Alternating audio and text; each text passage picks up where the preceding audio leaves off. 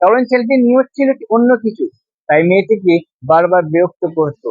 আর মেয়েটি যখন বুদ্ধিমতির মতো, একটি ছেলে একটি মেয়েকে ভালোবাসে, তাই ছেলেটি সাহস করে মেয়েটির কাছে গিয়ে বলে, আমি তোমাকে ভালোবাসি, তুমি কি আমাকে ভালোবাসবে? মেয়েটি এই প্রস্তাবটা পাওয়ার পর মুখে মুখে ছেলেটি না করে দেয়। তারপর ছেলেটি বলে, দেখো, আমি আর পাঁচটা ছেলের মতো নয়, আমি সবার থেকে আলাদা, তাই আমাকে বিশ্বাস করতে পারো, আমাকে ভালোবাসতে পারো, তোমার কোনো সমস্যা হবে না এই জীবন ভোর। তারপর মেয়েটি মুচকি হাসি দিয়ে বলে, শোনো, তোমার মতো অনেক পুরুষ এলো গেল, তারা সেম টু সেম তোমার মতো কথা বলে গেছে, কিন্তু অবশেষে জীবনটাকে তছনছ করে চলে গেছে। তাই ওই সমস্ত ফালতু আজে বাজে কথা না বলে রাস্তা দেখো। তারপর ছেলেটি বারবার মেয়েটিকে রিকোয়েস্ট করতে থাকে, প্লিজ আমাকে একটা সুযোগ দাও, দয়া করে আমাকে একটা সুযোগ দাও, আমি তোমাকে ধোকা দিব না, আমি তোমার সাথে প্রতারণা করব না, কথা দিচ্ছি। তারপর মেয়েটি কোনো মতেই রাজি হয় না। তারপরেও কিন্তু ছেলেটি কোনো মতে ছাড়ে না, সেই ছ্যাঁচড়ার মধ্যে পড়ে থাকে। তার ওই ছ্যাঁচড়ার মধ্যে পড়ে থাকার কারণে মেয়েটি একটু বিশ্বাস হয়। তারপর মেয়েটি বলে, দেখো, তুমি যে বলছো আমাকে ধোকা দিব না, আমার সঙ্গে প্রতারণা করব না, তার আগে আমি তোমাকে একটা কথা বলি। আমার জীবনে একজন স্পেশাল মানুষ ছিল, যে তোমার থেকে বেশি হয়তো ভালোবাসতো, তোমার থেকেও অনেক সুন্দর করে নামি দামি কথা বলে আমাকে তার ভালোবাসার ফাঁদে ফেলেছিল। কিন্তু সে আমাকে শুধু ধোকা দেয়নি, সে আমাকে শুধু প্রতারণা করেনি আমার সাথে, বরং আমাকে কয়েক মাসের মা বানিয়ে ছেড়ে চলে গেছে। হ্যাঁ, আমাকে কয়েক মাসের মা বানিয়ে ছেড়ে চলে গেছে। তাই আমার ওই তোমাদের মতো ছেলেদের উপর কোনো বিশ্বাস কিংবা ভরসা নাই।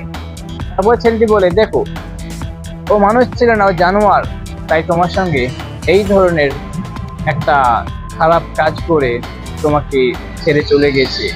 তারপর মেয়েটি বলে, দেখো, আলতো বক বক করো না, এখন তোমার মাথার উপরে ভালোবাসার ভূত চেপেছে, যখন ভালোবাসার ভূত নেমে যাবে আমাকে আর চিনবে না, তাই রাস্তা দেখো।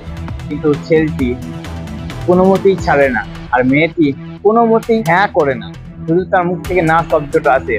তারপর যখন ছেলেটি অতিরিক্ত জিরিমিরি করার পর মেয়েটি বলে, ঠিক আছে, আমি তোমাকে ভালোবাসি, আমি তোমাকে একটা সুযোগ দেবো, কিন্তু আমার একটা কথা আছে, সেই কথা যদি তুমি রাখতে পারো তাহলে তোমাকে আমি একটা সুযোগ দেবো।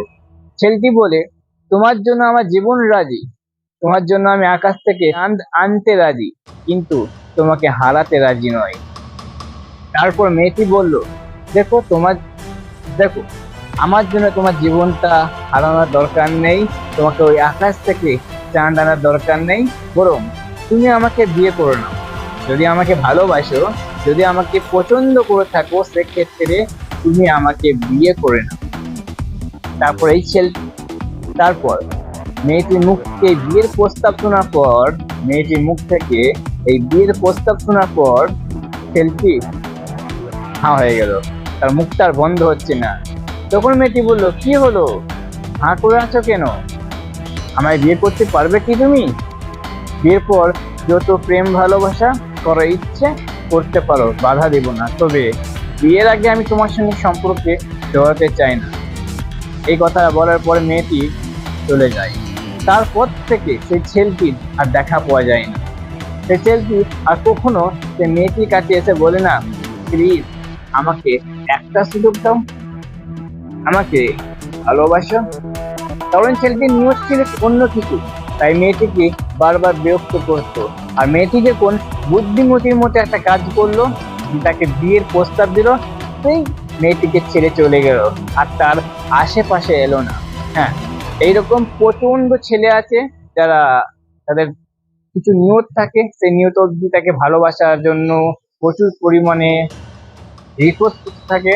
তার নিয়ত পূরণ হয়ে গেলে সে কিন্তু মেয়েদের আশেপাশে দূরের কথা, বহু দূরে হারিয়ে যায়। তাই মেয়েদেরকে বলছি যে যদি কখনো কোনো ছেলে তোমাকে ভালোবাসার প্রস্তাব দিতে আসে, তাকে ডাইরেক্ট তুমি বিয়ের প্রস্তাব দিবে, দেখবে সে আসলে তোমাকে কতটা ভালোবাসে। সত্যি করে যদি তোমাকে সে ভালোবেসে থাকে, সেক্ষেত্রে কখনোই তোমাকে সে বলবে না যে বাই বাই টাটা। সে তোমাকে বলবে ঠিক আছে, কবে তুমি আমাকে বিয়ে করতে রাজি বলো, আমি সেই দিনই ডাকবো কাজী। হ্যাঁ, আর যদি সে ফেকু হয় বলতে বল, আর যদি সে ফেকু হয় তা বাই বাই করে চলে যাবে।